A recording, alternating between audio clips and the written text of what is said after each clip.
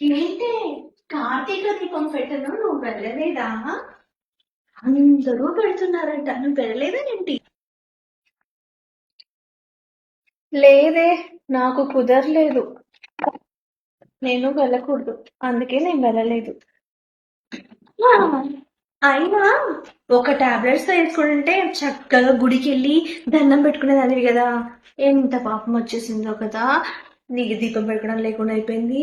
అందరికీ మన తెలిసి తెలిసేసిన పాపాలన్నీ పోయేసి మంచిగా పుణ్యం వచ్చేదంట. నీకు వీలు లేకుండా పోయింది. నాకైతే అయిపోయిందబ్బా, నేను చక్కగా వెళ్ళేసి దీపం పెట్టేసి 6:60 పెట్టేసేసి వచ్చేసాను తెలుసా. ఏంటి టాబ్లెటా? ఈ టాబ్లెట్ ఎంత పని చేస్తుందో తెలుసా నీకు? అసలు ఒక అమ్మాయి ప్రాణం తీసేసింది. పుణ్యానికి పోతే నీ ఫ్యామిలీ పాపంలో పడిపోతుంది. కాస్త ఆలోచించండి అక్క. ఎంతో మంది డాక్టర్లు వద్దని చెప్తున్నా మెడికల్ స్టోర్కి వెళ్ళి అనవసరంగా టాబ్లెట్స్ తెచ్చుకొనేసి పూజల కోసం మన ఫ్యామిలీని ట్రబుల్లో పెడుతున్నాం, మన శరీరాన్ని ట్రబుల్లో పెడుతున్నాం. ఎందుకు? మనసులో లేని భక్తి బయటికి వెళ్ళి దీపం పెడితేనే వస్తుందా?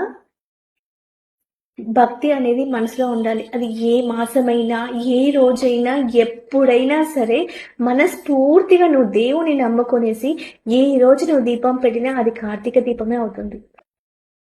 అది అర్థం చేసుకొనేసి ఆడవాళ్ళందరూ ఈ పోస్ట్పోనింగ్ టాబ్లెట్స్ అందరూ మానేసి చక్కగా మీకు అనుకూలమైన టైంలో మీకు మనస్ఫూర్తిగా మీరు దీపం పెడితే చాలు, ఆ దామోదరునికి, ఆ ఈశ్వరుడికి, ఆ పరమేశ్వరుడికి, ఆ వెంకటేశ్వర స్వామికి అందరికీ చేరుతుంది. అర్థమైందా?